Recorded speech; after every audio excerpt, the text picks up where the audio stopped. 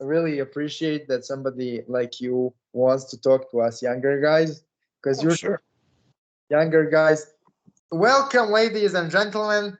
We are having part two of interview with priest of the Temple of Set, Robert Mann. So, sir, thank you for coming for part two, and thank you for essentially accepting the invitation. And yeah, so today we wanted to talk about combining magic and martial arts, combining magic and Chinese medicine, practice of magic within a temple of Set. So you are, sir, familiar probably with Solomonic tradition of magic in one way or the other.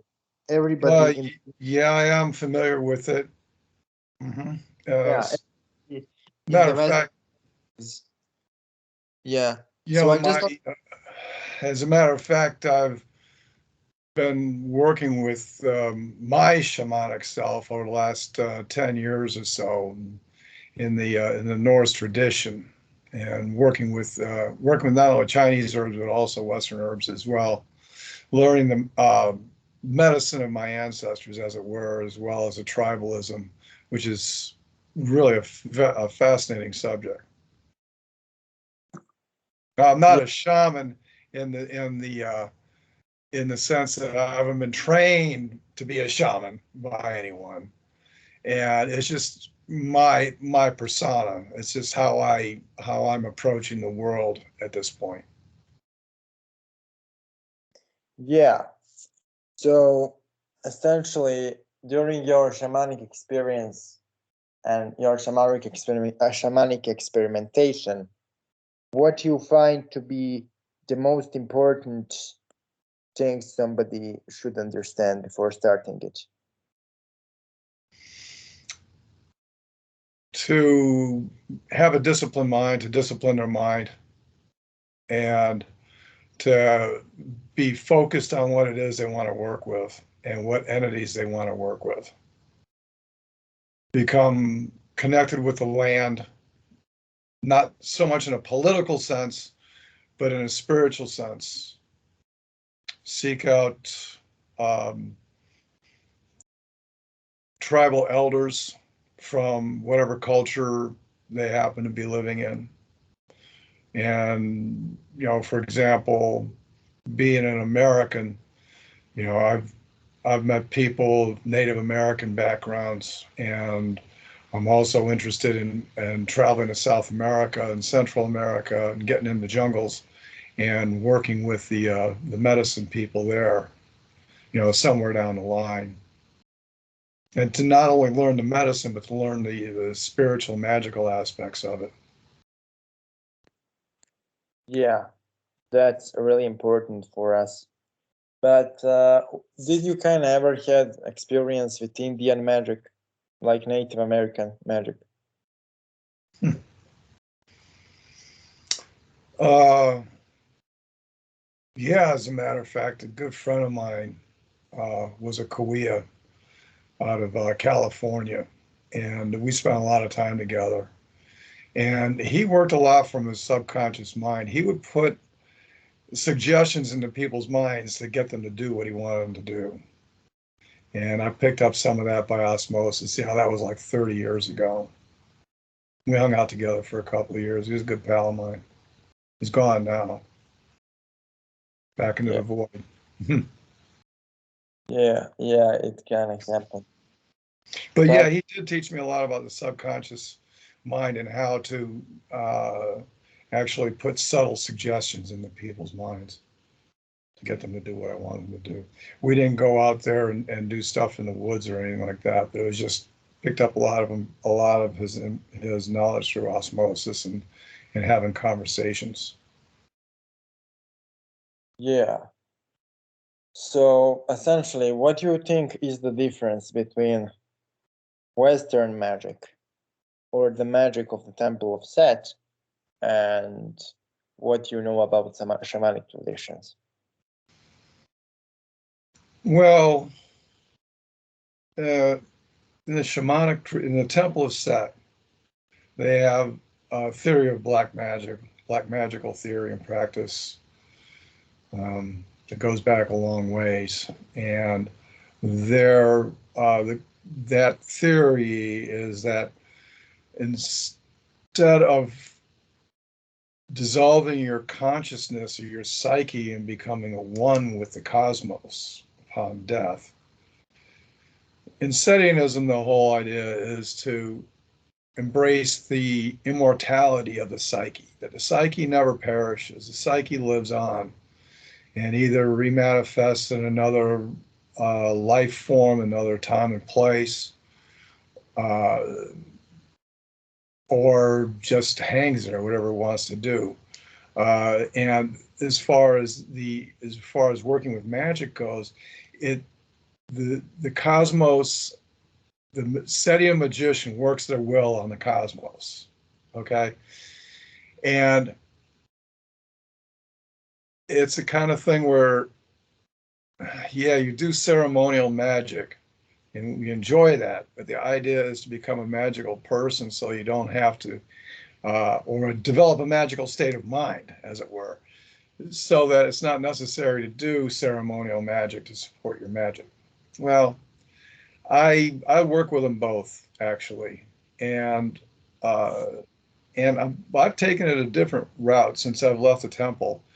I don't think of working my magic so much on the universe, working my will on the universe to make things happen. I look at the universe as a magical tool that I can work through, work with, and not something to impose my will on. And in the shamanic sense, that's probably along the same lines as working with, if you're in martial arts or any other endeavor, you're always going to have yin and yang, positive and negative energies, and within those you have negative and positive energies, and you work with them both. It's a magical tool. So I see the universe as a magical tool to work with, and especially in a shamanic sense, working with the spirituality of plants and herbs and things like that. I'm not going to put my will on my herb in my herb garden to make my herbs grow. Well, I'm using my will to do that because I'm willful about doing that, but I'm also using the earth. I'm using yin and yang. I'm using the sun. I'm using the phases of the moon and things like that when I do my planting. So I don't know if that answers your question or not. Okay, you can answer my question in an elaborate way. So essentially, I don't know, can I ask those questions, but what we will essentially do is we will film this interview, and then if you don't want this to be public, then we will not publish this. So the fact that we are recording this doesn't necessarily mean that it will be up, because I wanted to ask some really controversial questions. And I know that pedophilia accusations for Michael Aquino are false. They are not true, and it's absurd that it's true, because if somebody wanted to do things like that, it wouldn't be done through Michael Aquino, and it wouldn't be pushed through the media as a thing, because Michael Aquino was really, really skilled, but he wasn't the highest ranking officer, and therefore, even if he wanted, he couldn't logistically pull off such a thing. If it happened, then it's done by somebody who is much higher up than you or Aquino or I or whoever. It was done probably by some much higher ranking individuals for some things we don't understand probably, and it's kind of mostly. Well, what happened was, it all happened during a satanic panic, and when Dr. Aquino was appearing on various talk shows, and what happened, he was sticking up for the Prince of Darkness, and he was explaining what the Temple of Set was all about. He was explaining what magic was all about, and when he revealed that he was a lieutenant colonel in the United States Army, well, Senator Jesse Helms didn't like that. A colonel in the United States Army was a Satanist, And so he started making moves to discredit him and to have him, make his life miserable. He worked through various agents to do this. And they were never able to bring him to trial. And everybody they interviewed, they just couldn't get anything from him because there was nothing there. And so he was eventually they dropped the charges, and he was never court-martialed. His wife was never charged with anything. And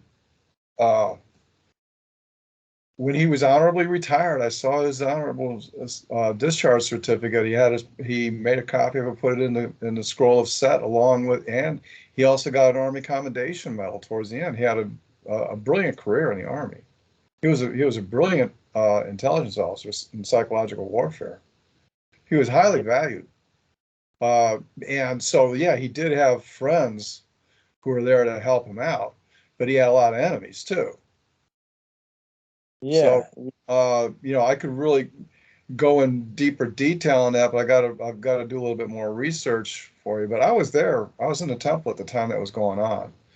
And, he wrote several articles for the Scroll of Set on it and explaining his position. He also wrote a book about John Welsh and the scam that he was running, who, by the way, a lot of police officers who I've run into over the years have all thought that John Welsh killed his own son because his ratings were in the toilet and he had to do something about it. Now, you can run with that if you want to, too. It's a horrible accusation. Just like Dr. Aquino and his wife and Lilith were accused of. It was just reprehensible. And this is something that's been going on ever since the 90s. If the government doesn't like somebody, they'll try to frame them up in a pedophile ring or pedophile charges, that kind of shit. It does work for some people. And for some cases, it does work. And a lot of people are in jail because of it who don't need to be, who shouldn't be, because they're innocent. But if the government wants to get you, they'll get you. Yeah. And when somebody is actually doing that, it will probably never be known because they can do it. So everybody who is accused of it is technically falsely accused, A lot of people are falsely accused, and then there are people who are actually doing shit like that who deserve to be in prison, who should be in prison. But Dr. Aquino was completely innocent of that charge. Yeah. So essentially, they dumped on the Dr. Aquino because they didn't like the information he was sharing publicly. Yeah, he went on Oprah, and she asked him about his Satanism. He said, "I have a relationship with the Prince of Darkness based on mutual admiration and respect." A lot of people couldn't handle that. And also, what was also thorn in their eye is they didn't like the fact that he shared some of the information about psychological warfare in his books. So they wanted to essentially get rid of. No, that's not the reason why. I'm telling you, the reason why is because Jesse Helms didn't like the fact that there was a Satanist, a lieutenant colonel in the United States Army, who was a Satanist. He couldn't stand it. And so, he lobbied against him. He worked up an operation against him, and they failed. Yes. They failed because they failed. So, as far as his books go, he wrote well, his thesis was on the politics of the neutron bomb. Are you familiar with the neutron bomb? Yeah, I am. That's essentially a weapon of mass destruction, kind of. Yeah, what it is, it's a device that kills people but leaves buildings standing. I get. Yeah. It was DARPA was working on it. They wanted it back in the 1970s, and Jimmy Carter put it on the back burner. Now we don't know if it's still there or not. I wouldn't be surprised if it was. But the research on a topic, and it's kind of developed, but nobody has the public information on what is happening. Right. And I am kind of thinking that if we will have World War III, it will probably never be with nuclear weapons because they are far past, Yeah, I don't think it would go nuclear. I think that's a fear that everybody has, and they want that fear to always be there.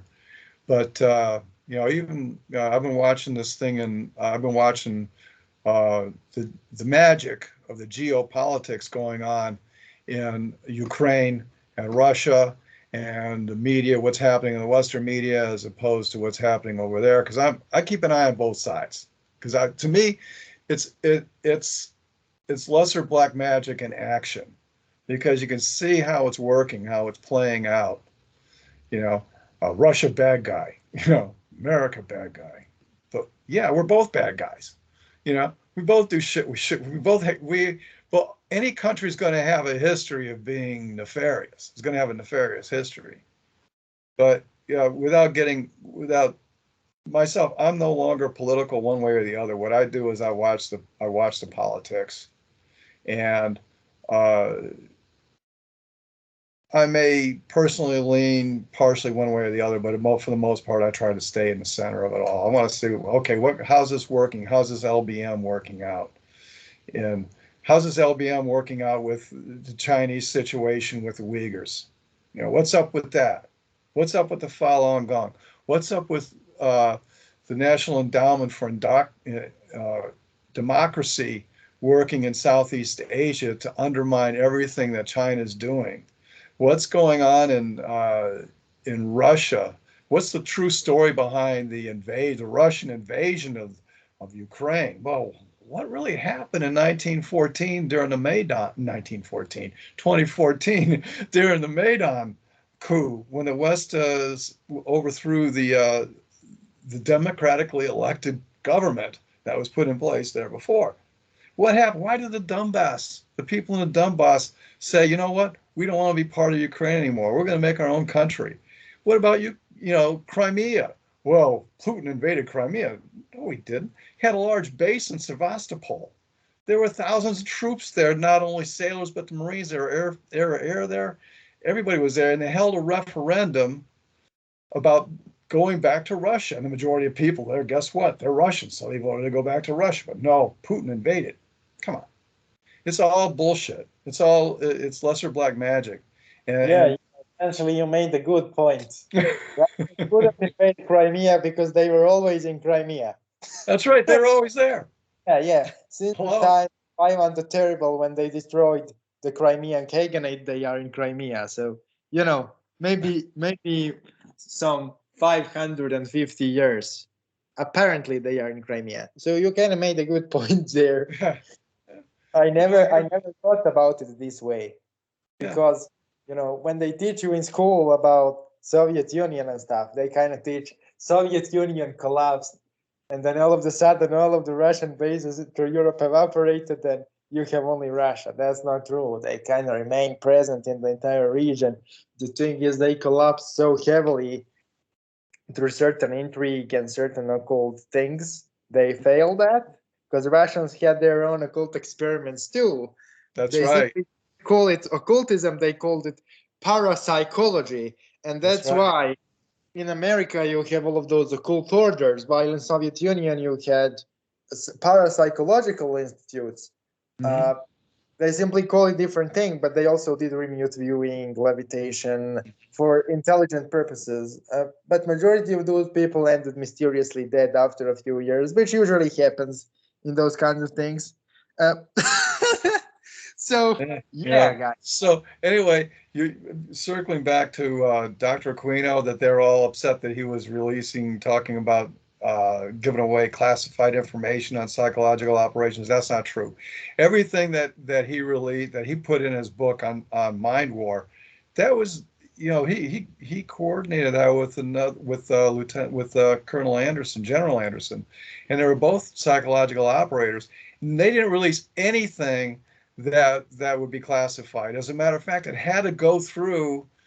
I would imagine that it would have to, before he released anything like that, it would have to be approved by the Department of the Army Intelligence Branch before he could do it.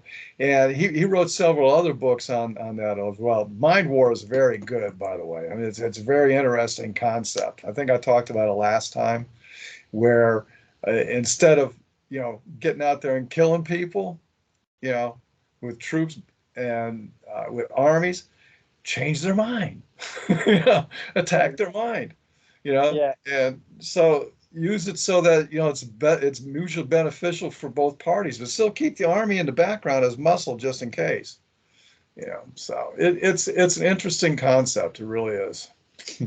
Yeah. And essentially, I would like, that's the reason why I told you, sir, that this interview will not be necessarily public if you deem it, weird.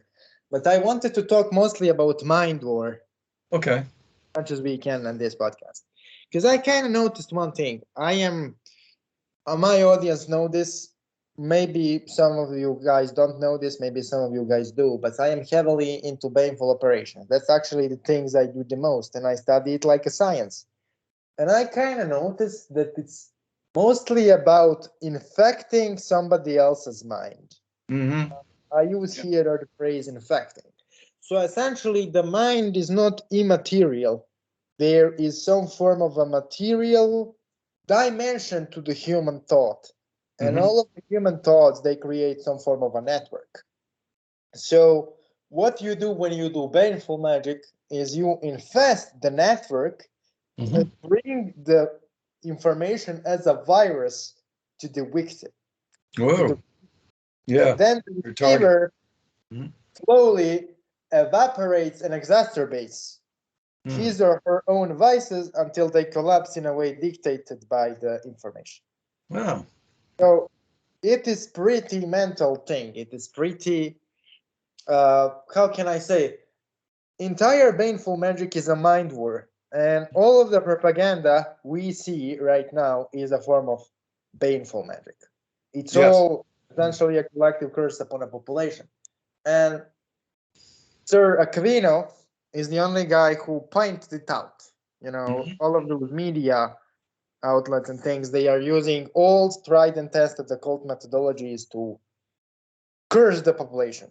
That's what he was saying, and he was explaining why it's the case. And he didn't necessarily said how it is done. He simply said it is done, and there are certain common things within all of those operations. But he never detailed anything in meat and potatoes. But his book, as far as I know, there is his book on Mm-hmm. topic, which is good, and there is one ex-Yugoslavian communist officer who led a special unit of mind war during the war in the 90s. You are probably familiar with it.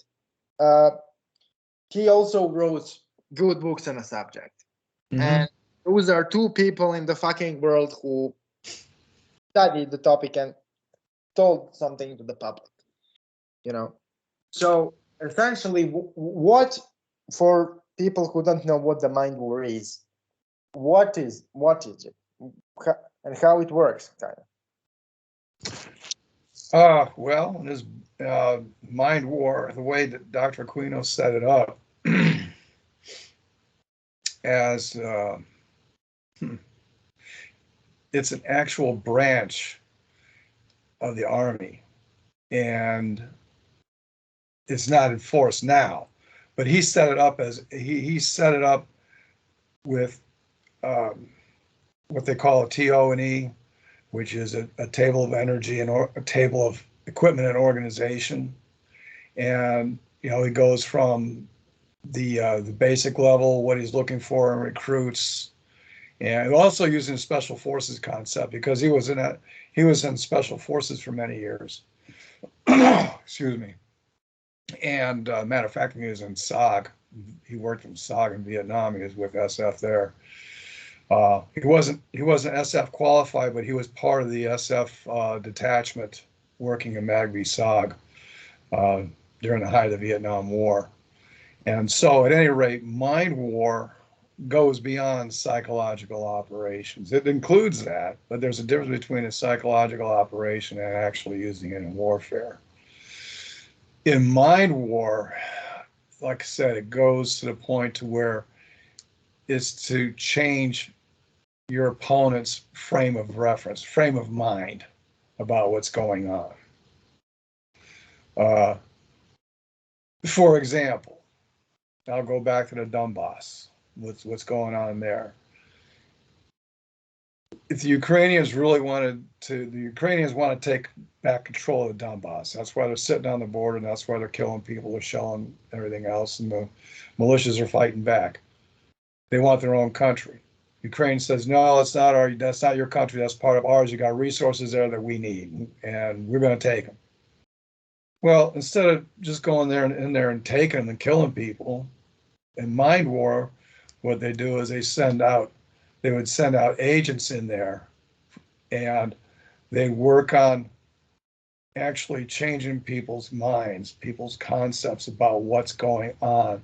Why do we want two separate countries? Why don't you want to be part of Ukraine anymore? Dealing with that, actually dealing with the situation. Because really, Ukraine could say, well, you know what, let's just do business. Let's do business. We'll pay you for the resources to go through. Why do we have to kill each other? That kind of thing, and to actually change their minds into thinking that way. And it's it would involve a lot of different things like logistics and training teams up to go in there and take care of, deal with that, and deal with the people. Like I said, it's about changing their minds. That's really what it's about. But doing it in an aggressive manner without killing people. Yeah. So. And a lot of people look at that and say, well, that's bullshit. That can never happen. Well, that's what diplomacy is.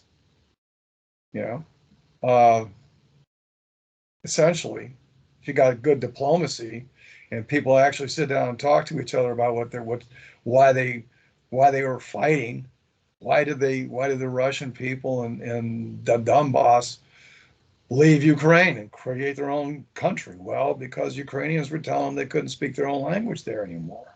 They were telling them, hey, you're going to have to prove your loyalty and citizenship here in Ukraine. They said, fuck you, we don't want part of you anymore anyway. So instead of just saying, well, instead of just forcing people to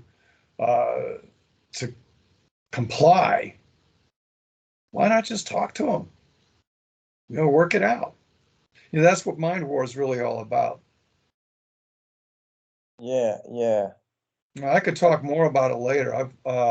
I haven't got the book handy with me. I didn't take notes on it, so I'm not as prepared to discuss it with you as I am prepared to discuss another subject.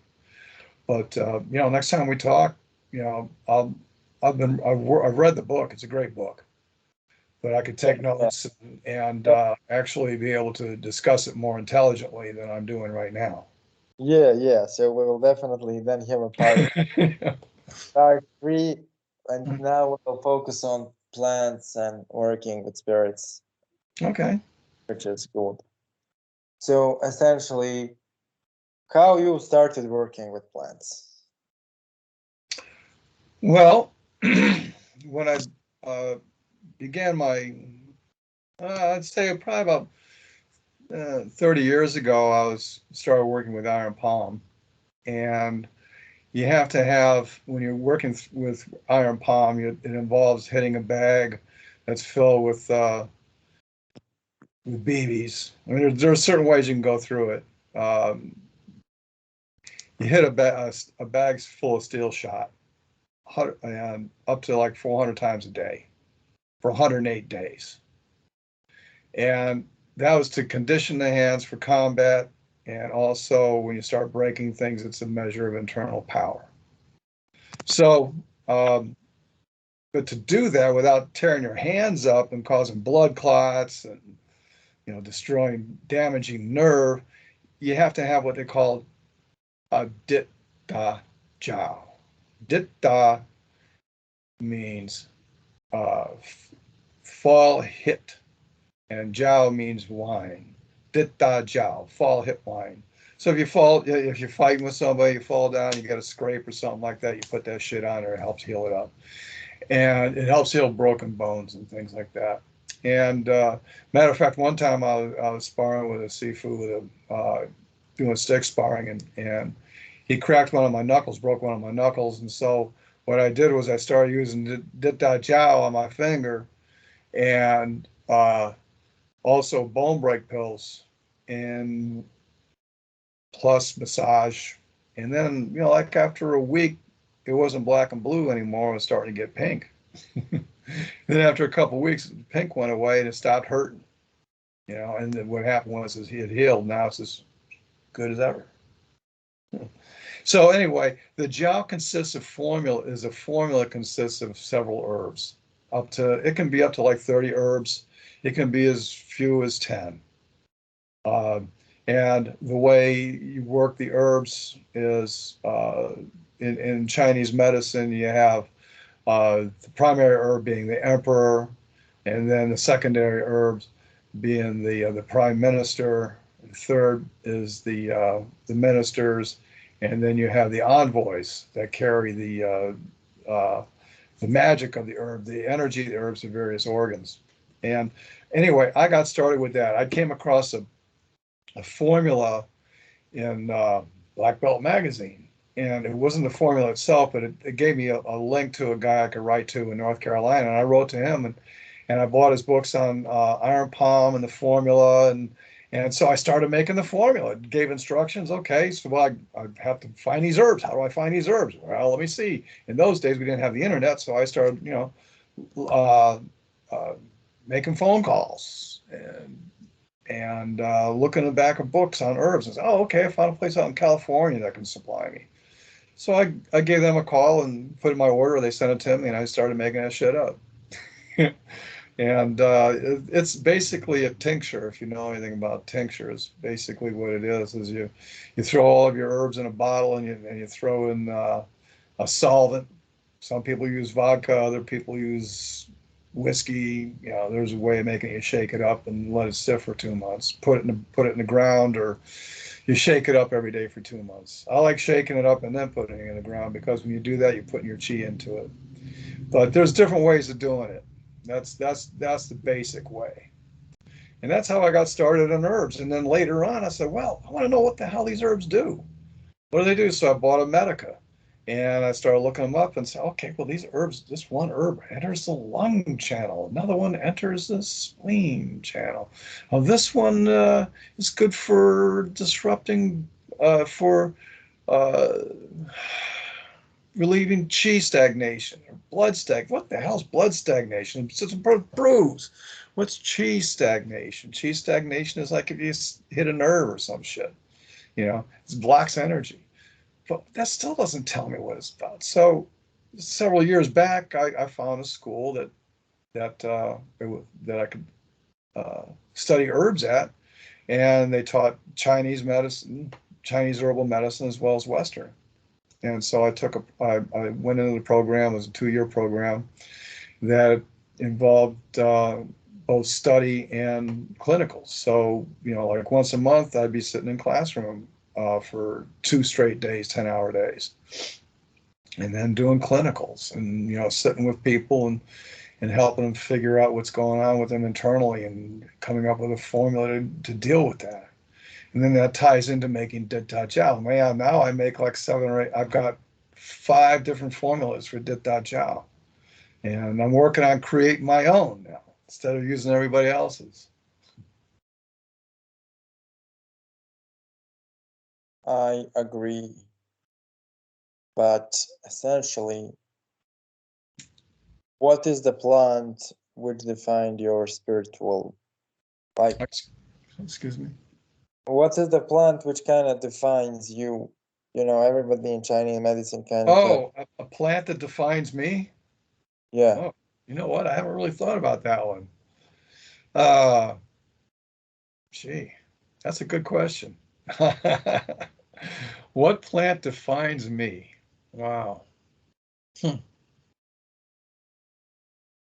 have to think about that one. I can't be. I could rattle something off, but I'd rather not. I'd rather just ponder that for a little while. Maybe next time we talk, I'll have a better answer for you. I did look up some herbs last time we talked. You were talking about ritual use of herbs and magical use of herbs, And I've come up with a couple. If you're interested, I'd be more than happy to share it with you. Yeah, definitely. Okay, cool. Well, there's an herb that's very famous here in the States. It comes from Mexico actually, and it's called Damiana. And in Mexico, women use Damiana as an aphrodisiac before they settle down for a hot night with their men. And it can work for males as well as females, but it's primarily for women. And you can make a really nice cordial with it and by itself, or you can combine it with other herbs to smoke it. And it produces a mild high like cannabis, you know, similar to cannabis. And it's all perfectly legal. You know, there's nothing illegal about it. Um, it consists of 4 herbs, no, 5. 1, 2, 3, 4. First of all, the primary herb would be Damiana, and then the secondary herb would be skullcap, and it's the leaves. Also, Damiana, you want to use the leaves. Some herbs, you know, if you're making medicine, you can use the stems or you can use the roots. A lot of times you use roots. In Chinese medicine, the real power is in the roots, not really in the aerials, the flowers and the leaves and things like that. In Western and tribal medicine, it's a little bit different. So anyway, that's skullcap. And in Chinese, it's called Wang Qi. And it helps with anxiety and insomnia. It helps to calm you down a little bit. So you figure if you combine that one with Damiana, which is an aphrodisiac, and it calms you down to the point where you're a little bit relaxed, but you're horny, you're feeling good. Yeah, and does like 4 parts of each of those, and then you got a half part of labella. Labella is a very interesting herb. They call it Indian tobacco. It used to be called that anyway. And I'm curious about it because a lot of people use it to get off cigarettes. And if you got asthma, you can use it to help clear up your asthma. And if you make it an infusion with it, some people otherwise known as a tea. And it is very good for that. It also calms you down. And so in this particular formula, you'd only use like a quarter part in that because it's very powerful. Second, and the next one would be passion power, and that's in passion flower, and that also relieves anxiety. And if you're having trouble sleeping, you know, it's good for that if you make a tea with it. Combined with chamomile would be really nice. And interestingly enough, is you can use it in an ointment to deal with burns. And then the next one is spearmint leaf. Spearmint leaf is also it's good for digestion. Medically, it's good for digestion if you've got even for IBS. It helps deal with that, with the pain of that. But if you're putting it all together in this mix, what the spearmint does, it's a little bit of an aromatic, and it gives it a nice taste. You only use like 1 part of that. And what I mean by parts, it depends on how much you want to make. If you want to make enough for a small group of, say, 5 people, your major one would be Damiana, and you could do like 4 parts of that, like 4 ounces, depending how much you want to make, or 4. You can make maybe 4 cupfuls, okay? And then you do the other 4 of that for the next one of skullcap, and a half a cup for labella, and 4 cups for passion flower, maybe 3, maybe 1 cup for or a half a cup for spearmint. You grind all that together and put it in your bowl and smoke and see how it does. If you're doing it just for yourself, 4 parts could be 4 tablespoonfuls. You can do it that way: 4 tablespoons, a half spoon, all the way down the line. So that's a fun one. And there's another one called morning glory seeds. They grow here in the States as well. Beautiful flowers, blue flowers, and they're all over the place. And the seeds will get you higher than a kite. Yeah, it has properties that very hallucinogenic properties. It's very powerful. It's something you have to really be careful with and know what you're dealing with. And there's another one called Fly Agrippa that you can make a decoction with it and use it to kill flies with. That's how powerful it is. It's a mushroom that grows up north and in shamanic and in like lands in Siberia and Scandinavia. The shaman would use it. The berserkers would use it before they went into battle, and they probably used it when they were doing any real serious training too. And it's a mushroom, and it's toxic to a certain extent. It is toxic, and you gotta be careful with it. You gotta know what you're doing when you put it together. And it's so powerful. Back in the old days, people would hang out outside of various longhouses and wait for the guys to stumble out, and they'd piss in a cup and they drink their piss because it still had that in it. That's how powerful it was. Yeah. So essentially, which plants would be associated with Set? With Set? Yeah. There really aren't that I know of. There aren't that anything that I know of. Now, if I wanted to work something up like that, if I was going to do a working, and I wanted to use, say, make incense, or if I wanted to do, a tincture or something like that, I'd have to think about it. Think about the qualities of Set. Okay, Set is a storm god. So I look for powerful herbs that would be associated with uh, with water, with storms, uh, the will, strength of will. I combine something like that together. And I maybe just do raw herbs burning over a piece of charcoal as an incense, as opposed to actually drinking it. Because in the temple, we never really did anything like that.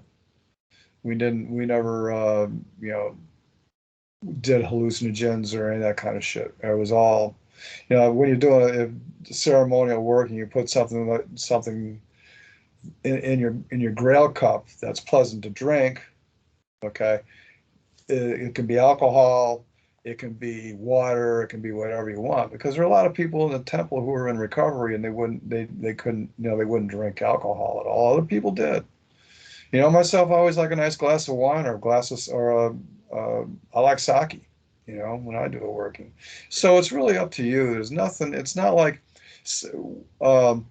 working with Set isn't like working with other entities where certain herbs and herbs are beneficial. They like Lilith likes, um, I got brain lock right now. She likes dragon's blood, okay? Other entities like frankincense. But with Set, it doesn't really matter. I mean, you can come up with something on your own. Yeah. It's up to you. It's all up to the individual. Even when we do our workings, one of the things that's said in the word of Set is the text of another is an affront to the self. So basically, what it means is if you're gonna do a working, it's great to study the grimoires and to learn from them, but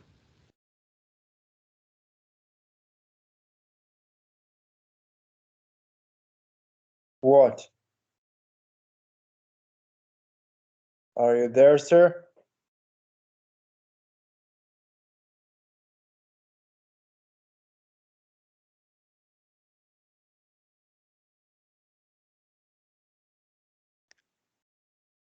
Sir?